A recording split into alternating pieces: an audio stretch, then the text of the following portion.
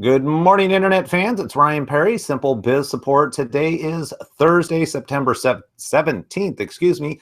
Therefore, it's Internet Marketing Thursday. And as usual, I have Virginie Dorn with Business Website Center. Good morning, Virginie. A very good morning to you, Ryan. How are you doing this morning? I'm doing very good. Just got back the other day from spending 5 days in Desolation Wilderness, carrying a 45-pound backpack on my back. So, love it. First thing I did after I got home and cleaned and went to sleep, I woke up and got a massage the next day. So I'm feeling great. Oh God, life is tough. It is sometimes. It was beautiful out there though. We have a lot of information to cover. We're going to continue on from the show last week where we kind of talked about the top 5, or not top 5, but essentially we had 10 guidelines that come directly from Google Webmaster Tools regarding search engine optimization, and it's specific to design and content guidelines, because after this show we're going to go into more technical stuff, but it's all going to be SEO related, and it really is kind of the nuts and bolts of your website to ensure that you have the right programming, the right information that Google wants in order to be found on the first page of Google. Yes, I'm very pleased with Google, because in the last 2 years, they actually be more open about what they want to see on websites. So with a little bit of homework, a little bit of time, one can educate himself or herself in order to optimize the website better and assure top ranking for it. So yes. All right. Perfect. So we're going to continue on. We did the first 5 last week. We're going to continue because it was a top 10 list. And we're going to start with 6 through 10. And 6 has to do with crawlers and the fact that they really don't understand what images are. If you throw a video up, they don't necessarily know what that information is. And there's ways to actually tell not only Google and the other search engines, but also people that are using software such as JAWS. JAWS is a piece of software for people who are blind in order to read the internet. And obviously blind people are not able to tell what those images are. So you actually use code in order to let them know. Yes, so that's actually their 7th recommendation, is about the alt tag. But let's step it back a little bit. It's about images and using text within an image. I still have a discussion almost weekly with clients who will think there is someone in Google that is looking at their website and is looking at it with eyes, human eyes, and they don't understand it's actually a software program that crawls the coding of their site, and they look at image 1, 2, 3, and it doesn't indicate the image 1, 2, 3 as a call to action in it or some really important marketing text. So if you have important text and you want to put in your images, that's fine and dandy. You can do that, but you have to make sure it's also in an HTML format. And by this, we mean when it's actually a readable text elsewhere, and not just on the image, because Google won't see that text. So I've seen images with full paragraph of great content, which brings no optimization value, because again, the Google bot does not read that. So it's important to have your important text in HTML format. Okay, perfect. So essentially, you're talking about then when somebody actually embeds text in an image and then places that image. So from an end user point of view, it's very readable. I can read it, looks great. It's beautifully, laid out, all of that. But unfortunately, like you were saying, the bots cannot actually physically read the image. All they see is, oh, okay, this is an image file, and maybe it's 123.jpg as an example. Correct. So make sure it's in the textual content of your page as well. And that leads into the next guideline, which is about the use of alternative tags and title tags, which you and I are a big supporter of that. An image tag, actually an image can have 2 tags. One is the title tag, which is your mouse over. So someone will put a cursor over an image and will give you some small text. This is very important for the end user. It gives them another indication about what the image or the call to action is about. The second one, which is, if not more important, is the alt tag, which stands for alternative tag.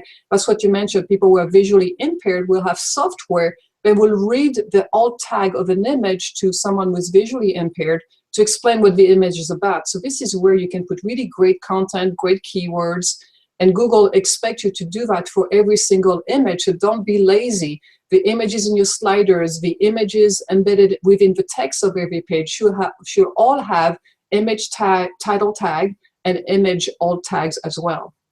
Right, and they need to be keyword loaded and specific to what the image is about. And if you happen to be selling 1,000 shoes on an e-commerce site, each one of those should be different, and it shouldn't just be a generic number that you downloaded from the manufacturer. If it's a red shoe, you need to say that it's a red sneaker or a red Converse sneaker.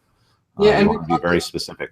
You're correct. So just not just the title and alt tags, but also the image name. So if you have the time, and I really recommend to everybody out there to do that, is to rename those images with really keyword empowered names, like RedShoes.jpg, for instance. That's the way Google is going to index those images in their library of images, but also is going to give you better ranking for the website as well. Okay, great. So beyond images, it looks like we're going to get a little bit more technical because we're talking about PHP, JavaScript, HTML, but I don't see anything in here about, oh, and I forgot it. I had a great pun. What am I thinking of? The beauty of live webinar. Yes. Oh, I can't think of it. They finally killed it off, and I don't know why I cannot think of the stupid software. No more Flash. No more Flash. Thank you. Yes. Let's talk about real software though, like JavaScript and PHP. Correct. So Google 8's recommendation, it's about using proper coding techniques. Just like English has proper grammar, Google wants you to use proper code. So sometimes broken code can display really nicely on your page, but in the back end, it's still not correct. Might have some syntax issue. Again, the browsers like Internet Explorer or Firefox might render it fine because they get it, oh, you made a spelling errors in your code. But Google doesn't like it. You get penalized for using inaccurate coding techniques. So that refers to HTML, CSS, PHP, ASP, JavaScript. So make sure you have a good programmer, not someone who's kind of doing that on the side, because they most likely will make errors, and most likely you're going to be penalized for those errors, even though you don't see them. Yeah, I was just going to say, and that's the frustrating part, is the fact that as an end user, the website may look beautiful, but deep down inside where it really matters, and that's in the code, because essentially that's what Google, their search bots are reading, is they're going through the code. It's kind of like walking into a nice restaurant with a dirty bathroom. After you walk into the nice restaurant, you're like, wow, I'm really impressed. This looks beautiful. Then you go into the bathroom and there's a lot of dirty code in there. You're kind of like, maybe this isn't the best place to recommend to my friends. And essentially that's what Google's trying to do, is make recommendations to the people that are using the search engine. It makes sense to me. Well, I'm a programmer, so I totally appreciate where they're coming from. It makes it easier for the crawlers to understand the website and index it accordingly. So yes, just get a good web programmer. So now it goes to the 9th one, which to me is the most important one, especially for websites that are like e-commerce and have lots of product pages, or maybe even real estate agents and have lots of listings listed on their website, is to make URL SEO friendly. So friendly URL is a big keyword in our industry, and a lot of people still don't understand what it means. So I was hoping to perhaps do a screen share and demonstrate what it would be. Definitely. And this is, go ahead and get that screen share up. And this is one of the frustrating things. A lot of people use WordPress as a platform to build a website, which is great. I'm a big fan of WordPress. However, their default setting is not SEO friendly, and Virginie's going to show you what I mean by that. Yeah, so for instance, this is a real estate website. It has to do more with funding real estate than selling real estate. As you can see, this is under construction. You can see then the title of that test listing is 567 test. If I click on it, you're going to see in the URL here, there's a project page. But at the end, instead of putting ID 10 or 11, it shows 567 test, which is the actual name of that listing. So a lot of what we see that is generated by a database will have ID equal and a number.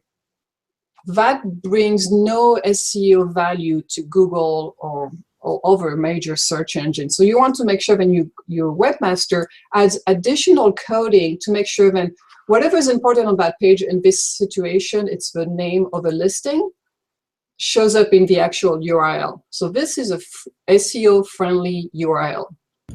Yeah, and you know, and the big thing with that is that essentially the URL to some degree is kind of like the book title. You know, if you're going into a library and you want to find a specific book, you know, maybe it's going to be travel in Italy. You're going to go to the travel section, and the first thing you're going to do is you're going to go down, and I'm going to look for books on Italy, Italy, Italy.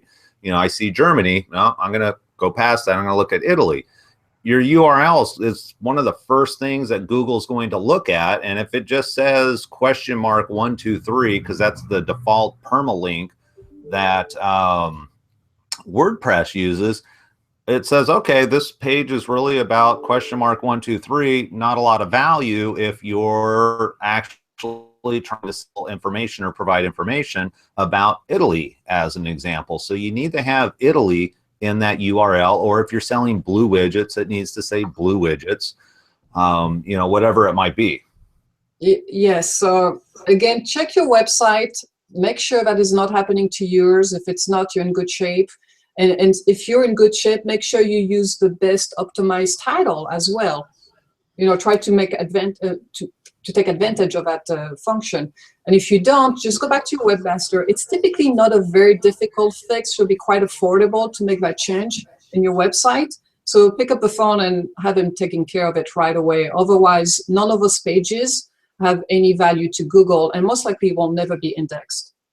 Right. And if you do find it and you know that you're on a WordPress site, all you need to do is change your permalink settings. You can do a quick Google search. We don't have time to explain it now. But permalink, it's all one word, is where you need to start. Just do a Google search, and there's plenty of information out there on how to do that for those WordPress users. Let's go ahead and roll into number 10 then, which is kind of almost like a generic catch-all that just do things right. It is. They pretty much tell you do all the first 9 we told you about, and when we covered the last 2 weeks. But also they give more information and links to other things we've discussed in the past, like optimizing video, rich snippets, which is something that started a couple years ago, schemas, and all kinds of other SEO techniques approved and encouraged by Google. But they don't go into any specifics for that 10th guideline. I think they ran out of ideas for that section of our recommendation. Or they decided they wanted to stop sharing, because Google is notorious for not sharing information. Yeah, but you have to appreciate they give you a little bit at least. Not all search engines do that. So you just have to remember all the first 9 ones, really stick to it. And again, this information is available for free online. You can just Google Webmaster Guidelines or SEO guidelines from Google themselves. Most likely you'll find our blog post, but if you can go to Google's website and get more in-depth information, which it could be a full-time job, just to warn you. Yeah, definitely. You know, and that's why, you know, it's interesting that, you know, internet marketing, it used to be kind of this big umbrella. Everybody did everything. The web developer also did SEO, and then they started doing social media, and then it was like, well, everything's getting kind of specialized. Maybe the programmer should just focus on programming, because there's so many changes. Even before the show started today, we were talking about Microsoft Edge, which rolled out with Windows 10, and some new features that are going on in there that can affect not only the programming, but also the marketing side of things. And so always recommend talking to an expert when you're financially able to do so. When you're not, then Google Webmaster Tools is definitely a great, or developers. What was it, Google Developer Tools? It's under Webmaster Tools though, isn't it? Yeah, just go to Google Webmaster Tool. If you have a Gmail account, you automatically can have access to it. Just Google Webmaster. Yeah, and you want to make sure that your Webmaster Tools and your analytics are actually connected to your URL, and you'll want to have a Gmail account set up for that.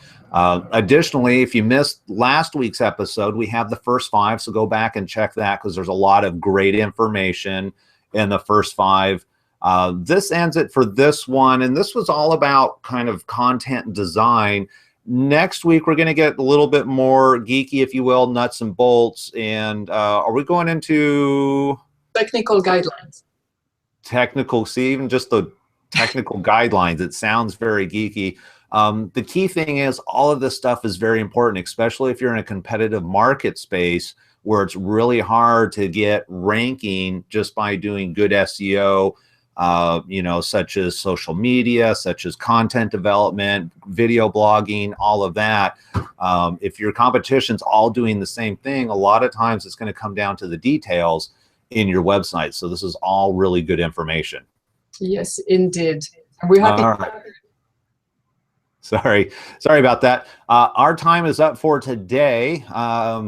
Thank you very much for watching the show. Again, if you did not see last week's show, we covered the first 5 tips, and Google always likes to put all the good stuff up front. So there's a lot of good information in that last show. And then keep in touch. Next week, we'll be live again next Thursday at 9:30 a.m. Pacific Standard Time. Virginie, as always, I appreciate your time, and I hope you have a great day. You too. Take care. All right, everybody. Take care. We'll see you next week.